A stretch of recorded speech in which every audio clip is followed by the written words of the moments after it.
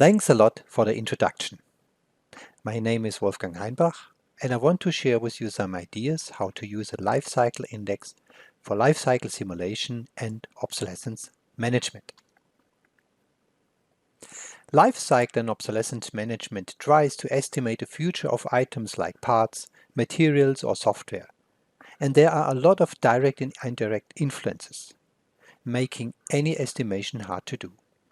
It is closer to crystal ball reading and fortune telling than the engineering approach we would like to have. I think we all agree that the most important task in obsolescence management is the design to minimize obsolescence, but unfortunately, the check for obsolescence gets a lot of priority because we need to act reactively. Well, this is understandable. It is based on facts like an end-of-life message, while the proactive part is based on vague estimations. So the question is how we can shift our focus again back to the design while keeping the check going on. Life cycles are very different. A single item like a processor chip is produced in high numbers for a short time, while assemblies like a PCB are built in lower volumes but with much more parts.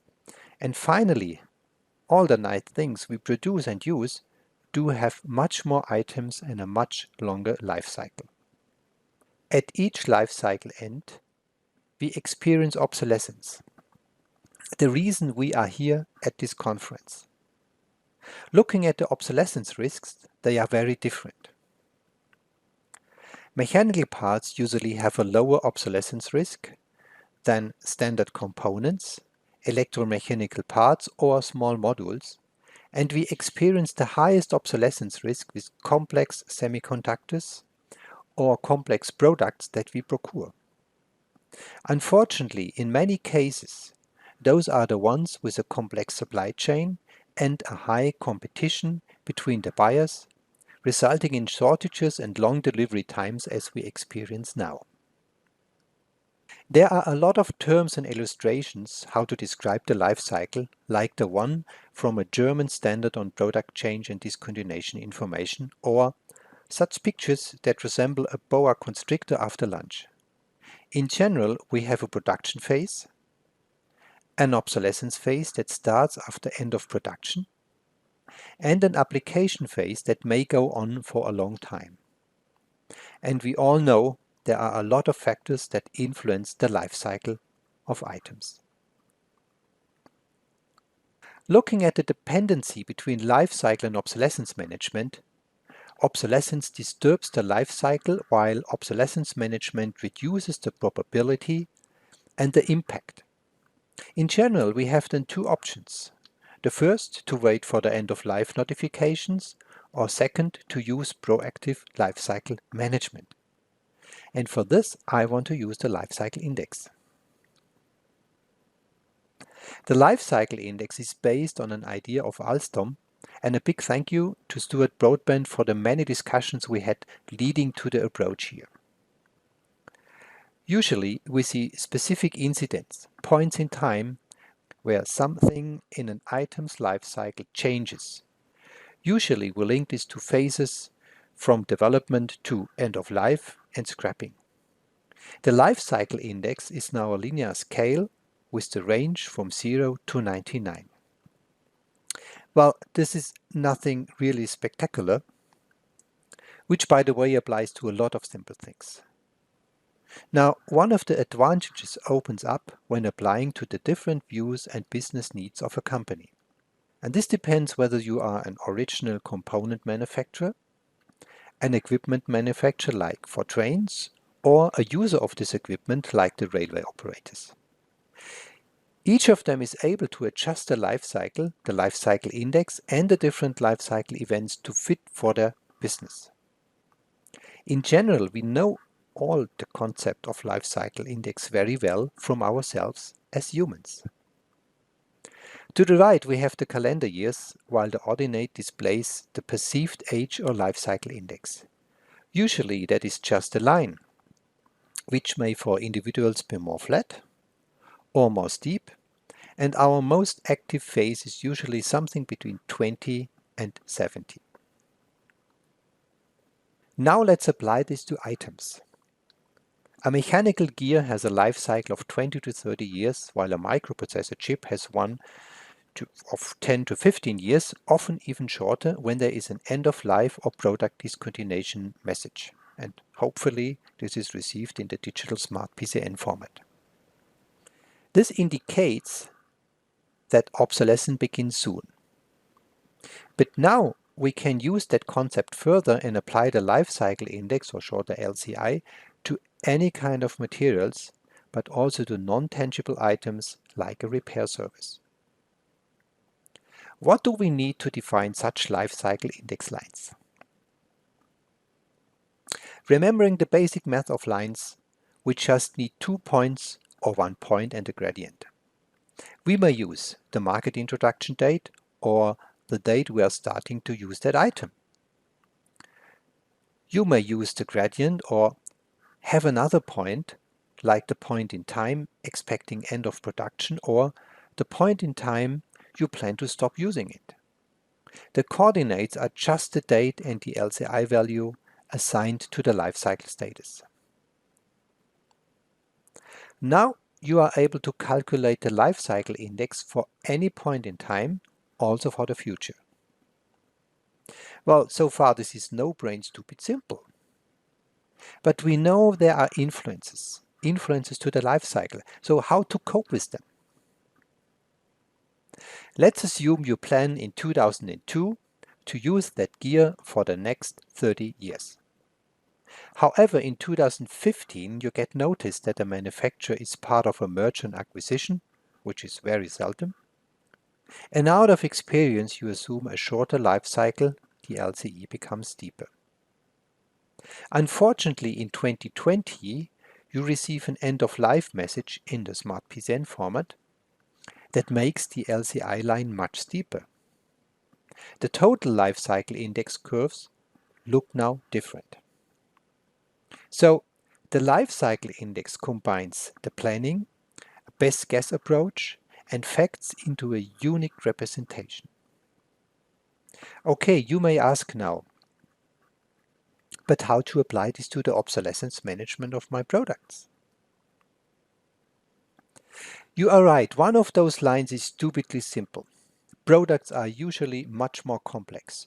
For a product, it may look like this. So we see the aggregation of many lines looks quite complex. Now, enough is enough, let's draw a line.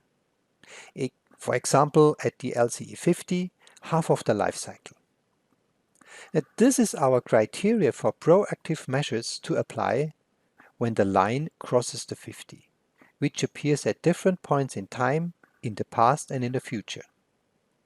When we just count the number of intersections from left to right, we get a curve that represents in some way the increase of the obsolescence risk. Applying the law of large numbers, even when a few points are wrong, the trend stays. Based on this curve, we can do several things. So, for this region of the curve, we may proactively stock all the parts that are above 50 to be prepared for the worst, and for this region, we may decide to plan for a redesign within the next years to get rid of all the risky parts and to avoid this risk. Just imagine to show such a curve to your management or even to your customers. But please keep in mind, we are talking about trends in the future. There is no 100% guarantee. Now let's have a deeper look to something I call the risk counters. Here we have the life cycle index lines of different items and the intersections with the LCE 50 line. We know that the importance of the items for the product and their obsolescence risk is different, and therefore we may weight them according to their risk category.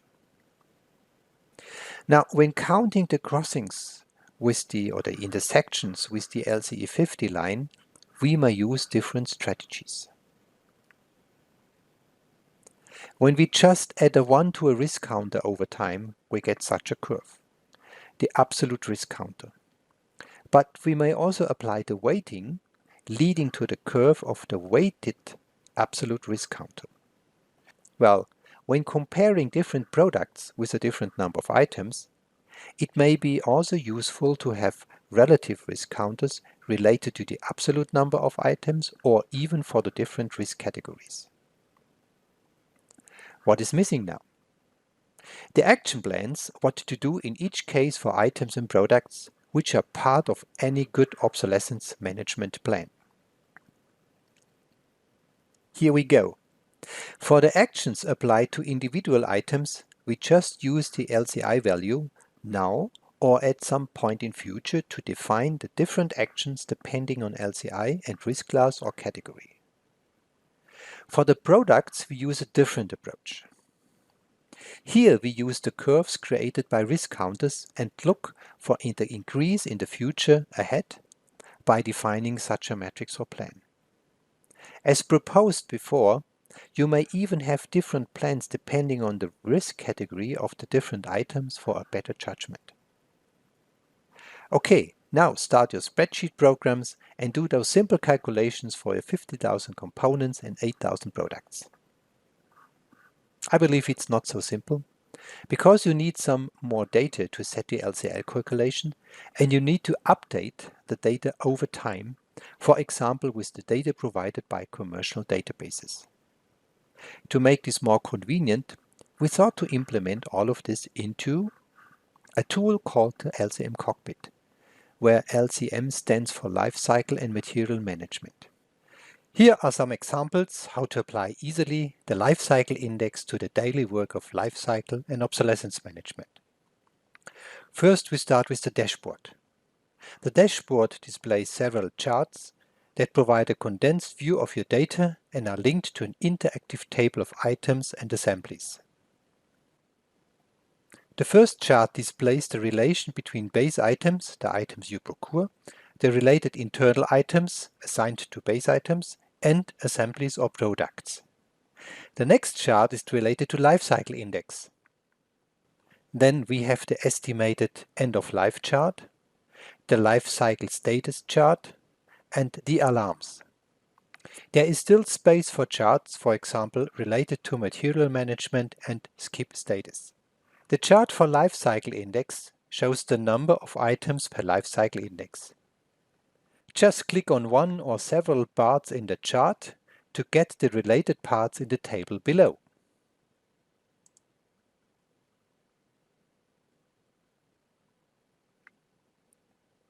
The next chart displays a curve. The curve represents the cumulated number of items at the year of the estimated end-of-life date. It shows quite impressively how the unavailability of item rises within the next years.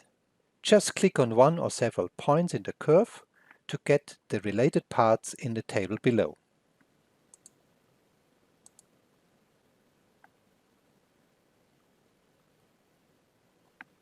The LCM Cockpit continuously monitors all data, and you are able to set alarms with specific criteria. Just click on the bar to get all items with alarms in the table below.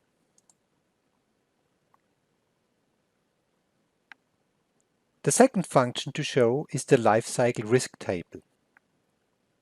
For each assembly or product, independent from indenture level, you see the number of items that are expected to be obsolete in the related year. Just click on a field to get a table with the items. With a click on the product or assembly, you see all data related to that assembly, like the status risk matrix, properties, and of course lifecycle index and alarms.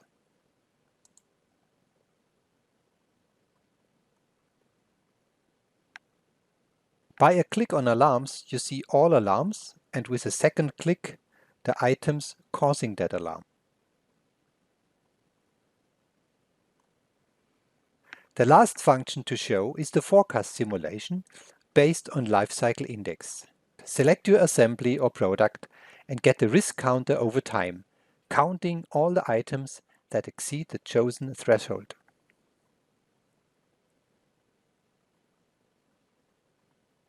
Switch to distribution to see how many items are in which range of the lifecycle index at a chosen year.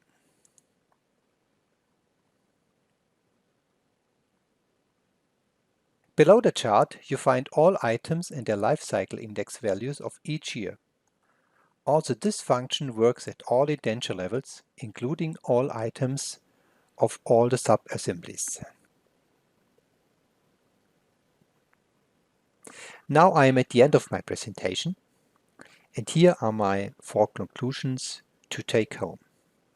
First, the lifecycle index is a powerful and generic applicable concept to plan the lifecycle of items, to include assumptions and to adjust it to facts that may come up during time. Second, this concept is applicable to all kinds of tangible and intangible items, components and materials, even to software and services, where you do not find any kind of lifecycle data in databases. Third, you get meaningful curves representing the increase of obsolescence risk over time, depending on all the sub-items that belong to different risk categories. And fourth, you are able to define obsolescence management plans depending on item lifecycle index and product obsolescence risk curves. Thanks a lot for your attention. If you would like to discuss that idea further with me, here are my contact details. You will find me also on LinkedIn.